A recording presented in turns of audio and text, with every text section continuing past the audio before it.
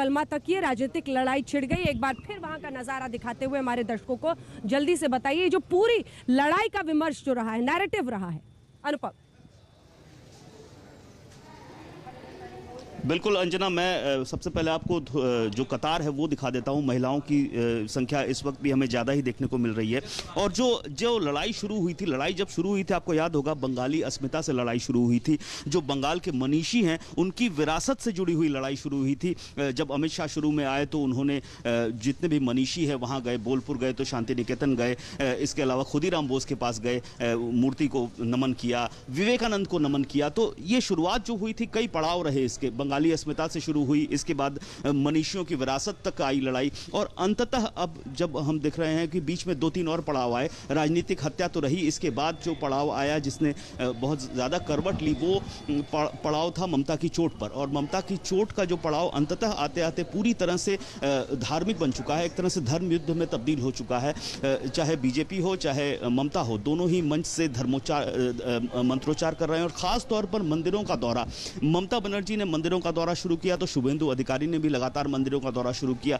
अमित शाह जब आ रहे हैं, प्रधानमंत्री जब आ रहे हैं, जेपी नड्डा जब आ रहे हैं, चुनावी सभा से पहले वो जा रहे हैं मंदिरों में। तो एक तरह से पूरी तरह से इस बार धर्म युद्ध में तब्दील हो चुकी है ये लड़ाई। और धार्मिक समीकरण इस बार बहुत अहम मायने रख रहे हैं। लेकिन जो सबसे बड़ा मायने रखेगा वो है जो महिला फैक्टर है। महिलाओं की संख्या लगभग 50% के आसपास और चुप है, वो ज्यादा बोल नहीं रही हैं। तो ये जो एम फैक्टर है, जिस तरफ घूमेगा उस तरफ ही बाजी बैठेगी। अंजना और अनुपम मिश्रा, महिलाएं क्या पुरुष भी बंगाल के अलग अलग हिस्सों में हम गए, नंदीग्राम से लेकर तमाम इलाकों में, बोलपुर, शांति निकेतन, बड़ा मुश्किल है। एक बंगाल का व्यक्ति चुनाव में किस तरफ जाने वाला है, बहुत कम ही ऐसे लोग हैं जो खुलकर अपनी बात रखते हैं। तो अंदर की बात समझ पाना, मन की बहुत मुश्किल है। पौलमी शाह को जल्दी से दिखाइए। पौलमी साहब, आपके पास आते हुए विमेन फैक्टर, महिला जो वहां पर भारी तादाद में कतारों में दिख रही है, क्या संकेत और आहट आपने भी, क्योंकि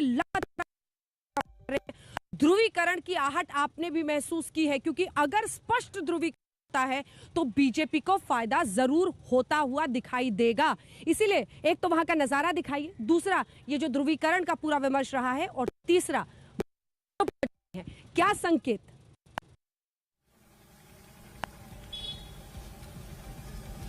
जी अंजना, मैं साजू से कहूंगी कि वो दिखाएं कि पीछे अभी थोड़ा यहाँ पे लोग जो हैं वो अंदर जा चुके हैं, इसलिए शायद कम लोग आपको नजर आएंगे।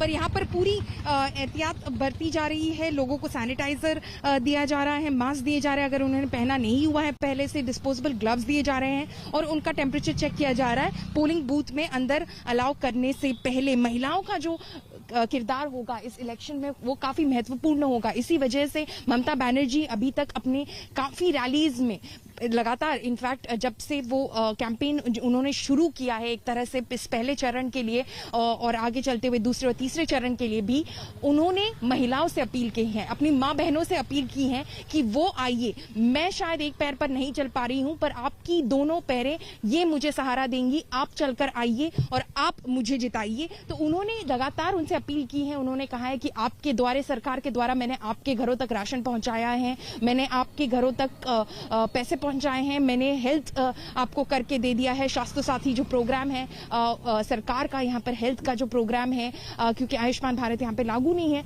तो वो सारे प्रोग्राम्स मैंने आपको करके दिए। और आपने देखा कि बीजेपी ने भी एक तरह से महिलाओं को रुझाने की कोशिश की है। अपने मैनिफेस्टो के द्वारा 33% रिजर्वेशन दिया है सरकारी नौकरियों में महिलाओं को, पब्लिक ट्रांसपोर्ट पूरी तरह से फ्री होगा। बीजेपी ने ये वादा किया है अगर महिलाओं ने उनके लिए वोट किया और वो सत्ता में आई तो काफी सारे जो महिलाओं को लुभाने के लिए हैं वो कार्यक्रम और योजनाएं दोनों पार्टीज ने महिलाओं के सामने रखी हैं। क्योंकि जैसा कि मैंने कहा 49% जो है इलेक्ट्रेट में वो महिलाएं हैं और वो खुल के हमेशा से आगे बढ़कर आई हैं वोट करने के लिए और ज्यादा नंबर्स में सामने आई हैं। तो इसी कंस्टिट्यूएंसी को अगर आप माने, द विमेन कंस्टिट्यूएंसी, इसी को टारगेट कर रही है दोनों पार्टीज। अंजना,